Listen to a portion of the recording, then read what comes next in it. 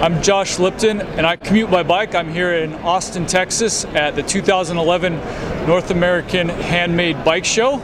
I'm here with Renold Yip of YiPsan Bikes. To get started here, I wanted to ask you how you became a cyclist. It was just a very early age thing, and then I would say about maybe 11, 12 years old. He started to show me and my brother sort of the basics of the mechanicals on a bicycle. So for example, servicing a bottom bracket or adjusting the headset. So that kind of got me into the leading of not just being a rider, but also involving mechanically and how to maintain your bike, how to make it better, or how to change the gearing and things like that. Yeah. Tell me how your work as a frame builder relates to bicycle advocacy. I think that there's probably a couple sides of it. I think first thing is most bicycles now you can obtain in a bike shop or production bikes. It's kind of rare to have a brand that provides fully equipped commuting bikes or fully featured commuting bikes. Right. You can definitely find them, but some shops may not carry them. Another feature I think is so-called the concept of buying local. I think if it's possible when you actually involve your local community, as in buying a bicycle that you use locally, I think it's not just helping the economics of the community, but it also promote the fact that U.S. can have a manufacturing base, and I think it's just all it's a cycle. If we start to change that, we can probably make the society more healthy in an overall situation. What are the most important costs and benefits that you must consider when putting your time into bicycle advocacy? I think advocacy is definitely a long-term thing and long-range idea. It's not like if we suggest somebody to ride a commute bike, they will immediately do it. But we have to kind of demonstrate by example, so show them that, hey, people can do it, or different distance, different weather, we can also get it done. But at the same time also to share with them the benefits. But at the same time, I think in the US, to promote the idea that riding a bike on the roadway is not a dangerous thing is one key element. Because I think a lot of people, especially maybe females, who is concerned about safety, maybe a bit more than guys, if we can make them or let them know is almost equally as safe, or the danger can be controlled or avoided, I think there'll be even a lot more people to get into biking, just either for commuting or for health reasons. And once we get more cyclists, basically it's like a snowball. It will generate its own force and be either more commuter, more people just using it as a way to exercise or transport. It will just make it more viable and show others who start on the fringe to be able to try it out and give it a shot. Yeah. Would you choose 3 words or concepts to describe an ideal commuter bike? 3 words or concepts? If 3 words, I always say fit for purpose.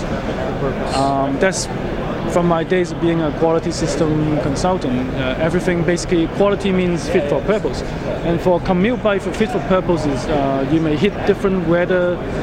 It may be raining or it may be shiny. You may hit terrain that are not perfectly smooth or flat.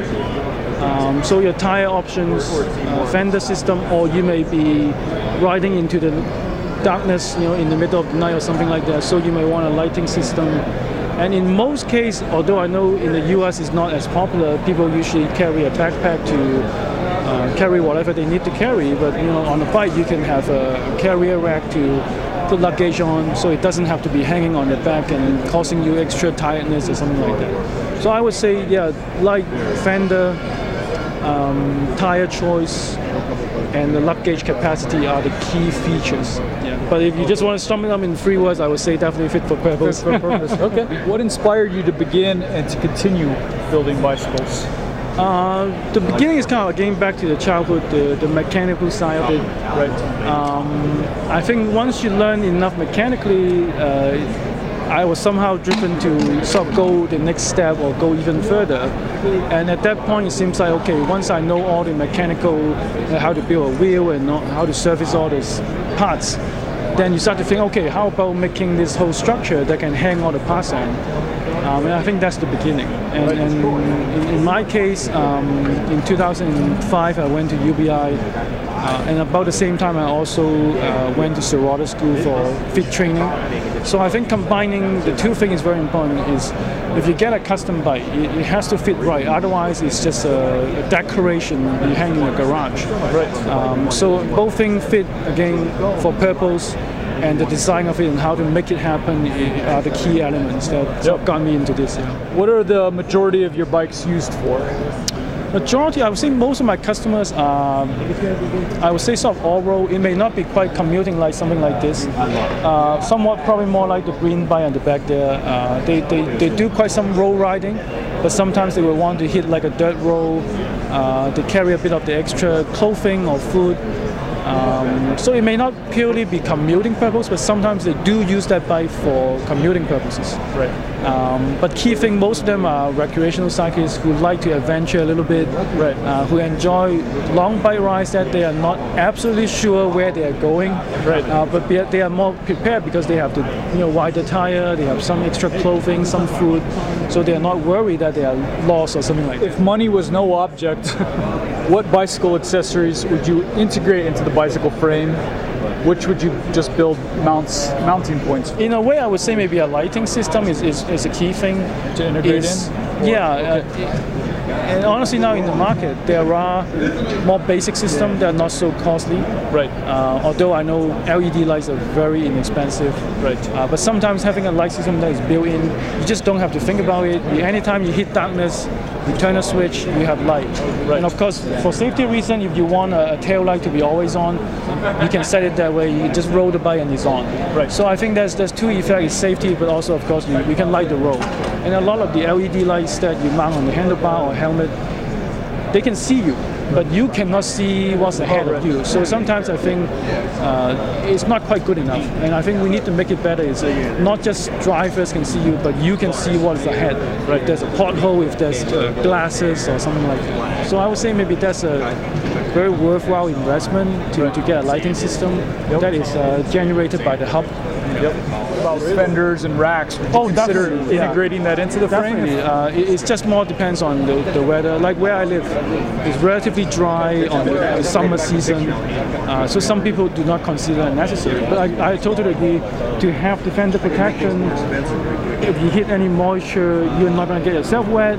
You're not going to get yourself uncomfortable, because a lot of times once you get wet, you can get cold, or you can get chafing from your pants. So it's all a related issue, and of course you don't want to get your feet wet. And with fenders like that, that's relatively longer on the front, you can protect your feet as well, because the water will just drip off rather than it will fly over to you. Yeah. Right. What are your favorite accessories that you like to add to the bike or recommend? What I usually would recommend, other than if customer is interested in a custom bike, I usually would suggest a custom stamp to go with, because for example, these three bikes, they all have custom stamp. Okay. Usually it really ties the bike together. It doesn't look just like a good-looking bike, but a custom bike, because you have all the key features. And in fact, for the fit of it, if I can have the ability to make a custom stamp for that customer, I can also make sure everything is dialed in, even down to the millimeter. Right. So that gives us the benefit and the flexibility to design the bike exactly the way we want it, be it just the geometry, the fit, and also the handling characteristic of the bike. Do you have any thoughts on commuting bike design trends that have been picked up by the big players in the cycling industry? I think they do. For example, like the mixed T, like so-called the ladies' bike, right? With the two-tube that goes lower. Right. I think they definitely have picked that up. Another thing, like you just mentioned, the fender and rack system, they have integrated. However, I guess because of cost efficiency, it seems more just kind of a bolt-on, so the accuracy is not quite there. It somewhat serves the function, but in some cases, for example, if you don't use fenders that are long enough, it doesn't provide the coverage, and then it becomes like, okay, it looks like you have fender, but then if you rewrite in the rain, would it protect you from the moisture? So sometimes there's a debate on that.